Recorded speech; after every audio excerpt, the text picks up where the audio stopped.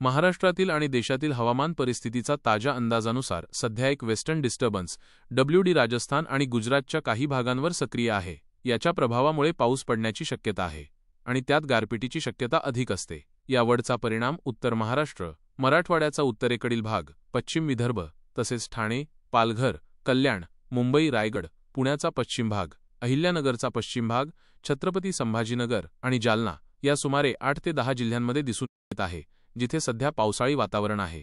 दुसरीकडे केरळ आणि अंदमानाच्या दक्षिणेला मोठ्या प्रमाणात बाष्प तयार होत आहे, जे मान्सून लवकर येण्यास कारणीभूत ठरू शकते असा प्राथमिक अंदाज आहे.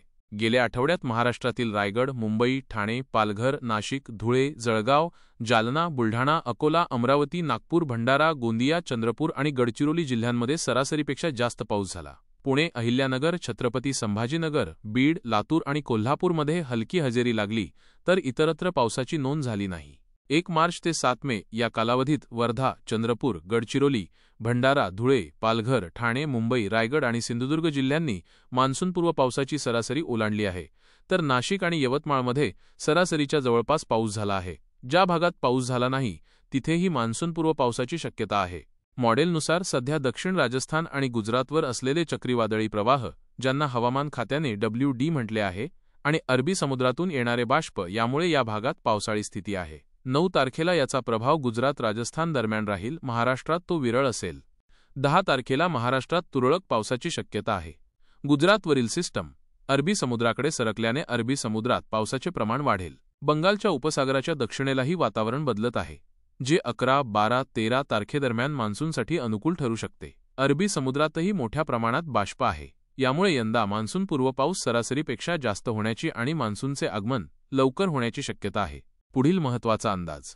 13 तारखेपासून महाराष्ट्रात खूप मोठ्या पावसाळी परिस्थितीची शक्यता आहे, कारण अरबी समुद्रातील वादळी स्थिती महाराष्ट्राकडे सरकण्याची शक्यता आहे. 14 तारखेला महाराष्ट्राच्या बऱ्याच भागात वादळी स्थिती आणि जोरदार मान्सूनपूर्व पाऊस अपेक्षित आहे. याच दरम्यान अंदमानमध्येही मोठी पावसाळी परिस्थिती असून तिथे 48 तास पाऊस झाल्यास मान्सूनची घोषणा होऊ शकते. 13 ते 14 तारखेपासून महाराष्ट्रात मान्सूनसारखा पाऊस सुरू होण्याची शक्यता आहे, ज्यामुळे काही भागात पेरणीयोग्य ओलावा तयार होऊ शकतो. 16 आणि 17 तारखेला महाराष्ट्राच्या बऱ्याच भागात जोरदार पावसाचे वातावरण राहील. 12 ते मे 22 पर्यंत महाराष्ट्रात सातत्याने मोठ्या पावसाळी परिस्थितीची शक्यता आहे, ज्यामुळे मे महिन्यातच काही भागात पेरणीयोग्य पाऊस होऊ शकतो. 9 तारखेला सह्याद्रीच्या पर्वतरांगांवर हलके वातावरण राहील. 11 तारखेला उत्तर महाराष्ट्रात नाशिकसह पावसाची शक्यता आहे. 12 तारखेपासून मध्य महाराष्ट्र, कोकण, पश्चिम महाराष्ट्र आणि मराठवाड्याच्या काही भागात मोठे पावसाळी क्षेत्र तयार होण्याची शक्यता आहे. 13 तारखेला पहाटे चंद्रपूर, वाशिम, हिंगोली, परभणी, नांदेडमध्ये पावसाची शक्यता आहे. 14 तारखेला अहिल्यानगर, छत्रपती संभाजीनगर, जालना, बीड, नांदेड, परभणी, वाशिम, हिंगोली, लातूर, सोलापूर, धाराशिव, पुणे, सातारा, सांगली, कोल्हापूर आणि नाशिकच्या पूर्व भागापर्यंत मोठे पावसाचे क्षेत्र राहील. 15 तारखेला सकाळी लातूर, सोलापूरमध्ये वातावरण, पुणे, सातारा, सांगली, कोल्हापूरमध्ये पाऊस वाढेल. 16 तारखेला पहाटे मध्यरात्री सातारा, सांगली, कोल्हापूर, रत्नागिरी, सिंधुदुर्ग, सोलापूर भागात जोरदार पावसाची शक्यता. 17 तारखेला पहाटेचे जोरदार वातावरण बीड, लातूर, धाराशिव, सोलापूर, अहिल्यानगरकडे सरकेल. दुपारनंतर छत्रपती संभाजीनगर, अहिल्यानगर, बीड, वाशिम, हिंगोली, नांदेड, परभणी, लातूर, धाराशिव, सोलापूर, सातारा, पुणे, सांगली, कोल्हापूर या सर्व परिसरात मोठ्या पावसाची शक्यता. यंदाच्या मान्सूनपूर्व पावसाचे स्वरूप बदलले असून दिवसा ऊन तापल्यानंतर दुपारनंतर पावसाळी वातावरण तयार होऊन रात्री उशिरा किंवा पहाटेपर्यंत पाऊस पडत आहे.